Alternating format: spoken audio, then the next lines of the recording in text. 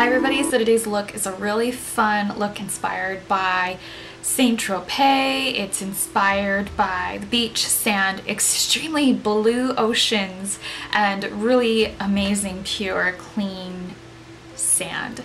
I decided I really wanted to get a jump start on spring and summer. Some of us here who are already experiencing gorgeous weather or mildly decent, respectable, non-snowy, rainy weather, i.e. 60 to 70, have gotten the chance to already go to the beach. So you'll see me talking about the beach pretty much this at the start of this year already, because that's kind of the way things are going. So the fact that I've already been to the beach really has me heavily inspired to start doing some really fun tutorials that kind of take us out of the blizzard and the snow. And maybe if you are still experiencing horrific weather, maybe it'll give you a little bit of lightness in your life, and because I think color does that for people, which is funny because actually maybe they should start putting bright colors in the stores for winter to brighten and liven us up, because when everything is surrounded by us it's dark, I think that that is extremely mood sensitivity-fying. It really heightens our sensitivity when it comes to, you know, seeing just all dark constantly for months on end. So here's a little bit of brightness to lighten our moods. Okay, so to get started on today's look, I have already selected my Avalon Organics Vitamin C Renewal Revitalizing Eye Cream for today's eye cream.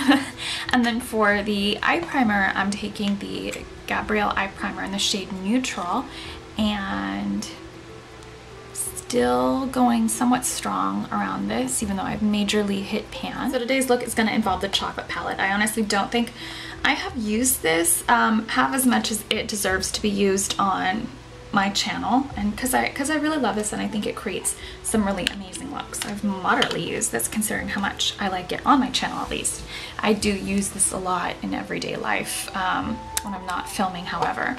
So to get started on this look, I'm going to be taking Salted Caramel, and we're going to begin by applying this color right in the crease.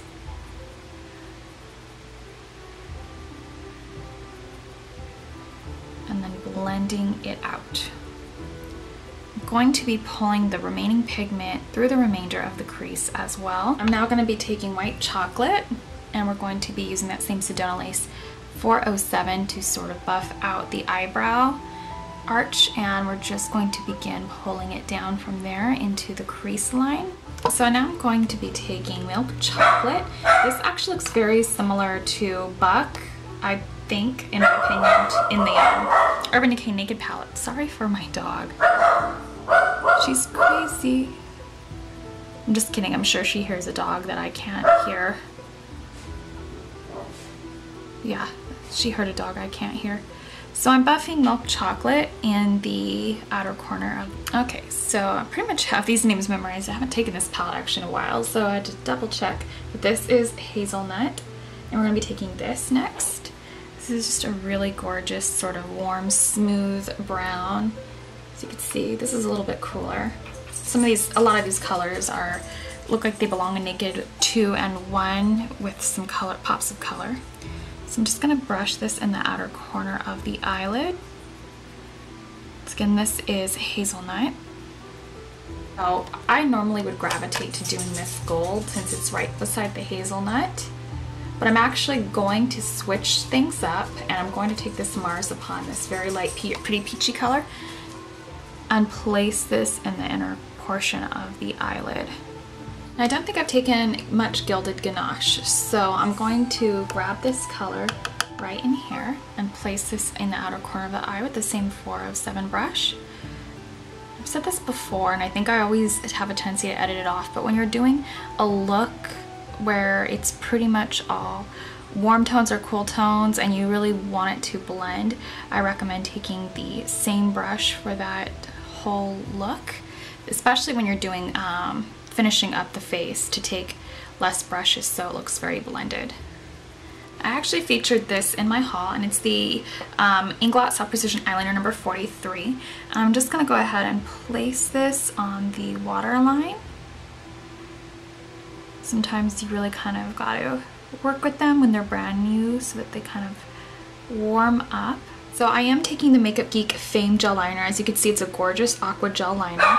And I switched to this brand for my colored gel liners because one, I don't use colored gel liner very much. Two, Makeup Geek ones are actually really beautiful and creamy and are affordable. So in case something should happen in terms of these drying out, I don't think that they will severely break my bank. Not the way the Inglot ones were breaking my bank when they dry out.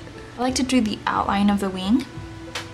That way I can get a good foundation for how it's going to look as an end result, and I don't have any surprises I have to change.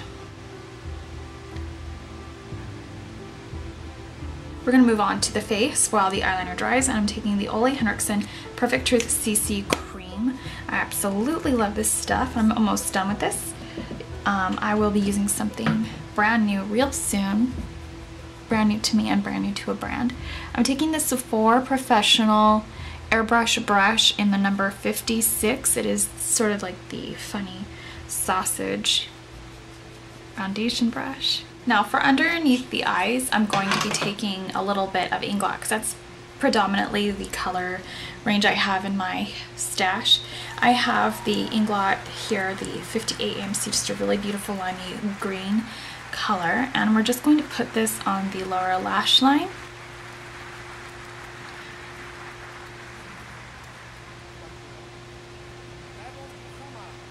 And we are using the Sigma E05. If you have any other little pencil liner brush, go ahead and take that. I'm now going to be taking the Inglot 63 Pigment, and it's just a really gorgeous antique gold color. So we're going to be going back in with the E05. The Inglot AMC Under Eye Corrector again, because we did blend out this powder quite a bit far. I just want to do a quick clean up. This is not really a heavy duty or an actual concealer, it's just a little less than that. So we're just going to pull that in. I'm now going to take the Josie Maran Give One Get One. This is the Instant Natural Volume Argan Mascara. They only make one color. It's just black.